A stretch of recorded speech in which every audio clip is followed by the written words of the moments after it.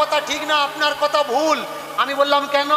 বললে ভাগবতের যে কৃষ্ণ, এই কৃষ্ণ ক্ষত্রিয়, আর বেদের যে কৃষ্ণ, ওই কৃষ্ণ রাক্ষস কুলে জন্মগ্রহণ করেছে। আমি বললাম আচ্ছা, তোমার ভাগবতের কৃষ্ণ তার বংশ পরিচয়টা একটু দাও না, কোন বংশে জন্মগ্রহণ করেছে? আপনারা যারা আমার ভগবানকে, ঠাকুরকে ভালোবাসেন, বলুন ভগবান শ্রীকৃষ্ণ কোন বংশে জন্মগ্রহণ করেছে একটু বলুন। যদু বংশ, যাদব বংশ, যদু বংশ। বর্তমানে যাদবরা, যদুরা হচ্ছে গরু বাছুরের খাবার চুরি করে খাচ্ছে আর কি। বাছুরের খোরাক গরু পালন করত। বর্তমানে বিহারের যাদব, যারা নিউজ দেখেন জানেন, ভগবান শ্রীকৃষ্ণের বংশের লোক এখন গরু বাছুরের খাবার চুরি করে খাচ্ছে। এই হলো ভগবান শ্রীকৃষ্ণের বংশের মানুষ। ভালো করে শুনুন মন দিয়ে, যিনি যদু বংশে জন্মগ্রহণ করেছেন, কে এই যদু? এ যদু কোনো দেবতা নয়, এ যদু কোনো ক্ষত্রিয় নয়, এ যদু হচ্ছে রাক্ষস কুলে জন্মগ্রহণ করেছে, দানব কুলের ছেলে যদু। প্রমাণ কি? যিনি দেবগুরু, দানবগুরু শুক্রাচার্য, শুক্রাচার্যের মেয়ে দেবযানী, দেবযানীর গর্ভে যদুর জন্ম। তাহলে দাদু রাক্ষস দানব, মাও রাক্ষসী দানবী, ছেলে কি হলো? রাক্ষস দানব। সেই বংশে কে জন্মগ্রহণ করেছে? ভগবান শ্রীকৃষ্ণ। এবার বলুন তো, ভগবান শ্রীকৃষ্ণ যদি রাক্ষসের সঙ্গে আর একটা পুরাণের মিল নেই, দেখাতে পারবেন না। একটা মানুষ যদি 18খানা পুরাণ লিখলো, তাহলে একটা বইয়ের সঙ্গে আর একটা বইয়ের মিল নেই কেন? এই সত্যগুলো জানা লাগবে, আর জানার জন্যে পড়াশুনো করা লাগবে। আজকে যার বাড়িতে আমি প্রোগ্রাম করতে এসছি, আমি গত বছর দেখছিলাম যে ভগবানপুরের সার্ভিস করছিল, থানায় ওসি ছিল। এবছর কোথায় পোস্টিং হয়েছে বা কোথায় আছে আমি ঠিক জানি না, ওখানেই আছে। আচ্ছা, আর সব থেকে বড় ভালো লাগলো কি, যে পথ আমি আপনাদের জানানোর চেষ্টা করছি, জীবন্ত ভগবান স্টেজে বসে আছে, তার বাবা। সে বাবা মাকে এত ভালোবাসে, তার কাছে জীবন্ত ভগবান। ভালো করে আজকে যারা এসেছেন শিখে নিন কে আসলে ভগবান। তোমার দুঃখে যে কাঁদে, তোমার চোখের জল যে মোছায়, তোমার কষ্টে যে কষ্ট পায়, সেই তোমার জীবন্ত ভগবান। ভাই, ওই ছেলে আমাকে বলেছে, বাবা আজকের বহু দূর দূর থেকে মানুষ এসছে, আপনি বলবেন একটা লীলা আপনি রাখবেন, আর লীলার মাধ্যমে আপনি সে সকল কথাগুলো তুলে ধরবেন। তাই যাই হোক, এতক্ষণ যে সকল তথ্য আমি আপনাদের জানাচ্ছিলাম, আপনারা আরও জানবেন, চেষ্টা করুন, পড়াশুনো করুন। আর না পড়াশুনো করতে পারলে আমি আছি, আমি আপনাদের কাছে এসে জানাবো। আজকের যে লীলা আমি আপনাদের আস্বাদন করাবো, হাত তুলুন, বলুন কে কে পুরী ধামে কারা কারা গেছেন? পুরী ধামে কারা কারা গেছেন? উড়িষ্যার পুরী ধাম অনেক মানুষ গেছেন। আপনারা জানেন কি যে উড়িষ্যার এই পুরীর মন্দির, এই টাকা পয়সাগুলো যত কিছু প্রণামী কাদের কাছে যায়? পান্ডাদের কাছে, তাই না? একটা সময় ছিল, ভালো করে তথ্যগুলো জানো, একটা সময় ছিল রাজা প্রতাপরুদ্রের কাছে যেত। তারপরে পণ্ডা মানে ব্রাহ্মণ, ওড়িয়া ভাষায় ব্রাহ্মণকে পণ্ডা পুরোহিত বলা হয়। তো এই মন্দিরের পুরোহিতদের কাছে এই অর্থকোষ যেত। কিন্তু মহাপ্রভুর সময়কাল থেকে লোকাচার বিধি অনুপাতে হয়ে আসছে, যে বংশ মন্দিরকে পরিচালনা করছেন, আজকের আমরা সেই মানুষদের কথা শুনবো। একটা অতি সাধারণ মানুষ, মহাপ্রভুর মূল বাসিন্দা কোথায় পাওয়া যায়? ইতিহাস বলে মহাপ্রভুর বাবার, যিনি বাবা, এনারা বাস করতেন উড়িষ্যার যাজপুর। যাজপুর থেকে এরা পালিয়ে চলে গেছিল বাংলাদেশ শ্রীহট্টে। তখন ভারত বিভাগ হয়নি, খণ্ড খণ্ড হয়নি, বাংলাদেশ শ্রীহট্টে চলে গেছিল। তখন রাজ্য বেসিক ছিল, তো টুকরো টুকরো রাজ্য বেসিক ছিল। শ্রীহট্ট থেকে মহাপ্রভুর বাবা চলে আসেন নদিয়া নবদ্বীপ, এই সেই উড়িষ্যা যাজপুর। আর এই উড়িষ্যা যাজপুরে এক গরিব পরিবার ছিলেন, সম্পূর্ণ ঈশ্বরের উপরে নির্ভরশীল। তার নাম কি? বন্ধু মহান্তি, বন্ধু মাহাতো। এই বন্ধু মাহাতো ইনি জীবনে সংকল্প করেছেন যে হে প্রভু, মায়ের গর্ভে দেওয়ার সাথে সাথে তুমি যদি আমার খাবার পাঠিয়ে দিতে থাকো, তাহলে জন্ম নেওয়ার পরেও তুমি আমার খাবার রেখেছো, খাবারের জন্য আমি ছুটবো না, আমি তোমার নাম গুণগান করে, তোমার নামের উপরে ভরসা করে আমার জীবন নির্বাহ করব। বিবাহ করেছে, একটা ছোট্ট পুত্র সন্তান, 5-7 বছরের বয়স, কিন্তু তাকে ডাকতে ডাকতে ডাকতে ডাকতে মানুষের সব দিন সমান যায় না। সংকল্প করে নিয়েছে প্রতিদিন 5 বাড়িতে ভিক্ষে করবে, 5 বাড়ি ছাড়া আর ভিক্ষে করবে না। সকালবেলা ওঠে, আগে স্নানটা সেরে হরি কীর্তন করতে করতে চলে যায় সেই 5 বাড়ির দিকে। হাতে থাকে একটা ছোট্ট ভিক্ষা পাত্র আর বলে, হরি হে তুমি তো জগতের হরি হে তুমি তো জগতের হরি হে তুমি তো জগতের হরি হে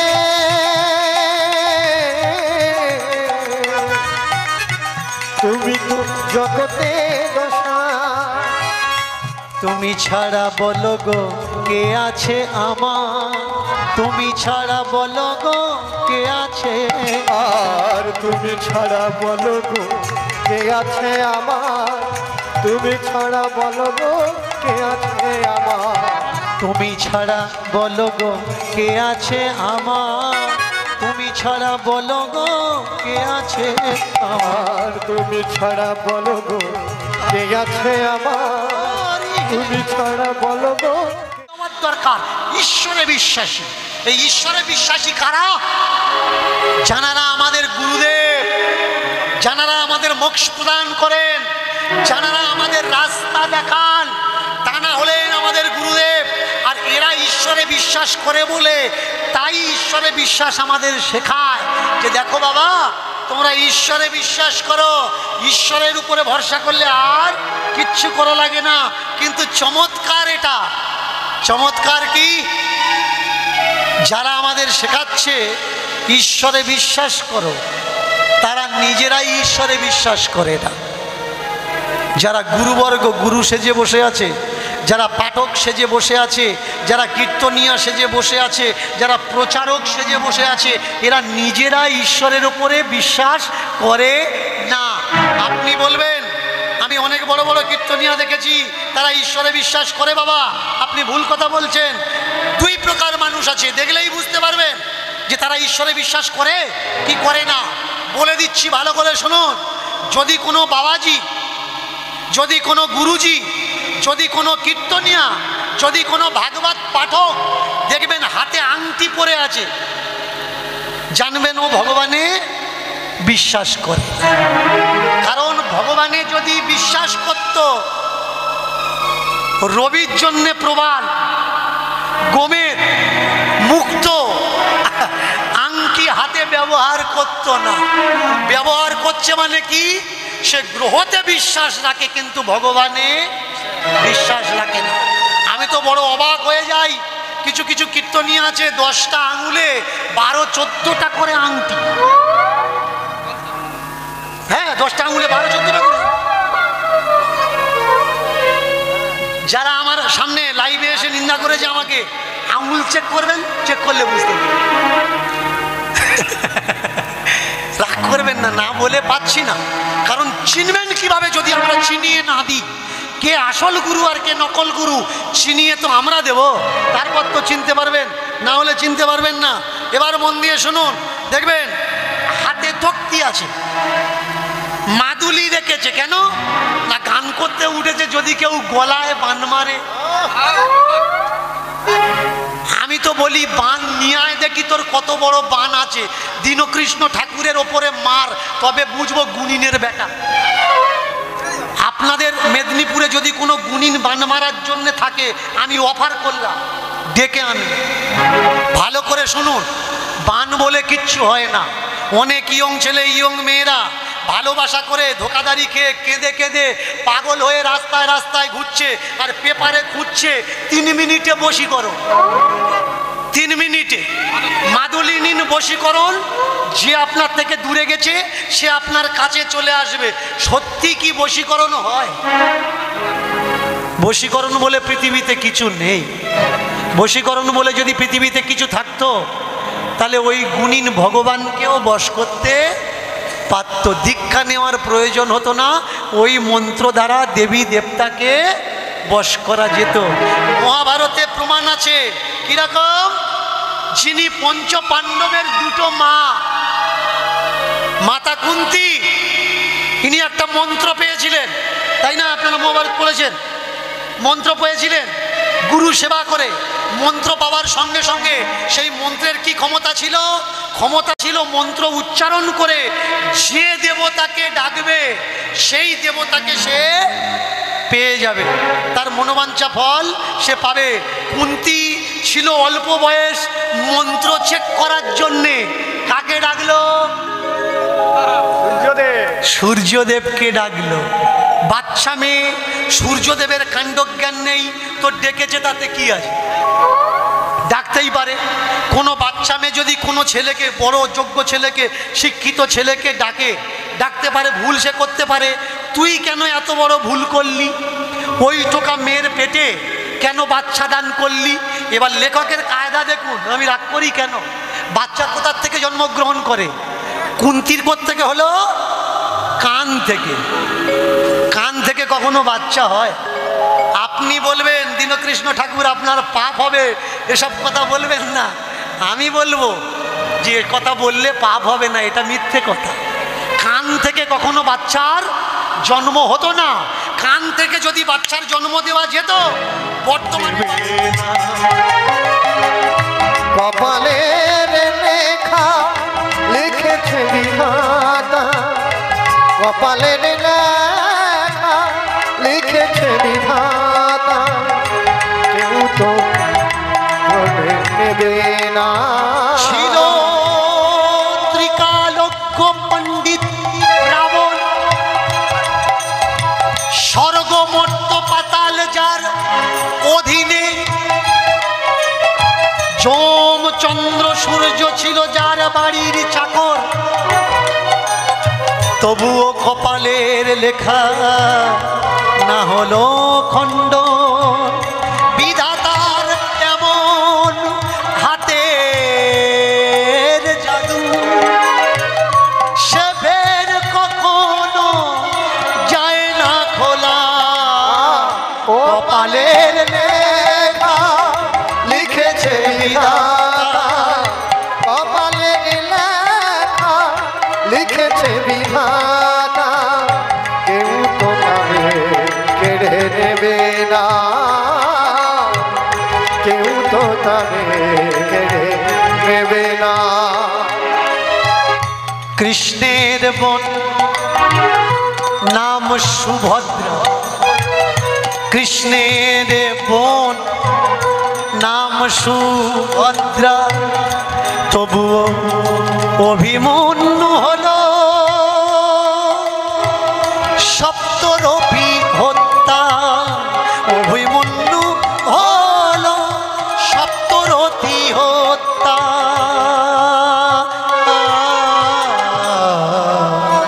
কপালের লেখা লিখেছে বিধাতা, কপালের লেখা লিখেছে বিধাতা, সে লেখাকে নেবে না, না সে লেখাকে নেবে না।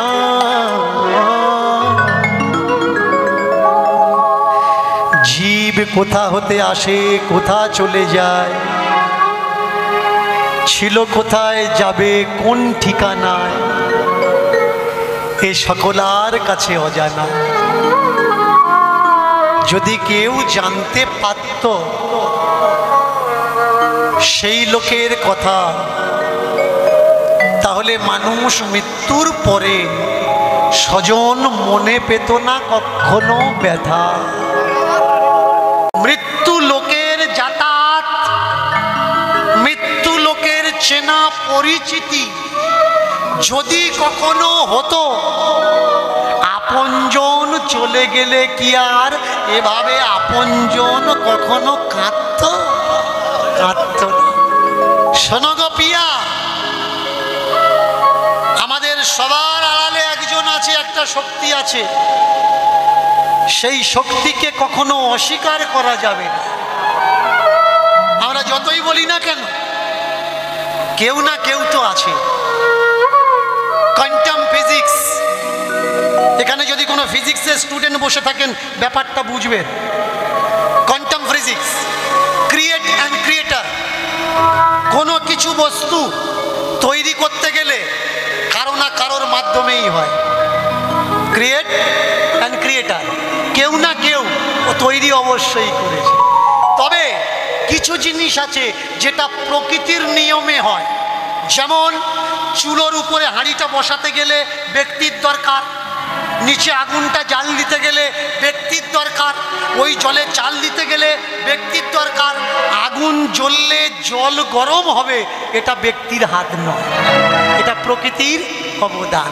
আর জল গরম হলেই বাষ্প তৈরি হবে, এটা কোনো ব্যক্তির হাত না, এটা প্রকৃতির দান। আর একটা হলো মহাপ্রকৃতি, সেই শাশ্বত সত্যকে তুমি যদি জানতে, এই 3 দিন খাওয়া পাওনি, তুমি কখনো আফসোস করতে না। শোনো, এমন এমন বাড়ি আছে যে তারা 8-10 জন মানুষ, এখানে এমন অনেক মানুষ আছে। যদি পিছনের ইতিহাস মনে করিয়ে দিই আপনারা বুঝতে পারবেন। একটু ফিরে চলুন, তৎকালীন সময়ে 7-8 ফ্যামিলি দেখা যেত, ভাই ভাই দেখা যেত, কিন্তু অভাবের সময় খেতে পেত না। 1 মুঠো চাল আর হাঁড়ি ভর্তি জল, ভাত কম, ফ্যানটা থাকতো বেশি। কেন? তারা মানিয়ে নিয়েছিল যে এটাই আমাদের জীবন। তারা ভরসা করেছিল এটাই আমাদের ঈশ্বরের দয়া। তেমনি তুমিও ভরসা করো, এটাই ঈশ্বরের দয়া। হয়তো 3 দিন খেতে দেয়নি, একদিন হয়তো ভালো খেতে দেবে, তাই হয়তো 3 দিন ভিক্ষা পাইনি। তাই আজকের আমি আবার বেরোবো। 3 দিনের জায়গায় বেরিয়ে এলো 4 দিন, সেখানেও ভিক্ষা পেল না। 4 দিনের জায়গায় তারপরের দিন 5 দিন, 6 দিন, 7 দিন, যখন ভিক্ষা পাচ্ছে না স্ত্রী, সে বলে উঠলো, দেখো তুমি না খেয়ে থাকতে পারো, আমি না খেয়ে থাকতে পারি, কিন্তু আমাদের এই ছোট্ট বাচ্চাটা এ কি করে না খেয়ে থাকবে? বাবা করলো কি, তাড়াতাড়ি করে গাছের কচি পাতা আর নদীর জল হাতে করে এনে বউকে বলছে, দেখো প্রকৃতির কাছে ভিক্ষা চাই না, মানুষের কাছে চেয়েছি, মানুষ দরজা বন্ধ করে দিয়েছে, আমাদের কিছু দেয়, কিন্তু প্রকৃতি তার কচি পাতা আমাকে দিয়েছে, নদীর জল আমাকে দিয়েছে। পাতা খেয়ে দেখো খুব ভালো লাগবে, নদীর জল খেয়ে দেখো পেট ভর্তি হয়ে যাবে। ছোট্ট ছেলেটা তাড়াতাড়ি করে এসে বলছে, বাবা পাতা খেলে পেট ভরবে, দাও দাও দাও দাও দাও দাও দাও দেখি, খেয়ে দেখি। কচি পাতা মুঠো মেরে নিয়ে মুখের মধ্যে দিয়ে চিবিয়ে চিবিয়ে জল খেয়ে বলছে, বাহ তুমি তো ঠিক কথা বলেছো বাবা, কচি পাতা জল খেলে পেট ভরে যায়। দেখেছেন ছেলে কেমন? সত্যি সত্যি কি 7-8 দিন না খেয়ে থাকলে কচি পাতা খেলে পেট ভরে, জল খেলে পেট ভরে? তবুও বাবা যে তাকে আশ্বাস দিয়েছে, বাবা যে সত্যি কথা বলেছে, বাবার মনোবল বাড়ানোর জন্যে ওই ছোট্ট 5-7 বছরের ছেলেটা বলে উঠলো, বাবা তুমি ঠিক কথা বলেছো, আর কারোর কাছে ভিক্ষে করার দরকার নেই, কালকের থেকে আমরা কচি পাতা আর গঙ্গার জল খেয়ে থাকি। অর্ধাঙ্গিনী বলে উঠলে, হ্যাঁ গো বুঝতে পারলে ছেলেটা কি বলল? বললে না বুঝিনি। বললে শোনো আমি তো মা, আমি বুঝি। তোমার ছেলে বলল যে বাবা আর কটা দিন যদি এমন চলে আমরা কেউ আর পৃথিবীতে ভালো থাকবো না, তুমি কিছু না কিছু একটা চেষ্টা কর। কই ওরকম তো বলেনি। ওগো তুমি বোঝো না, যারা না বলা কথা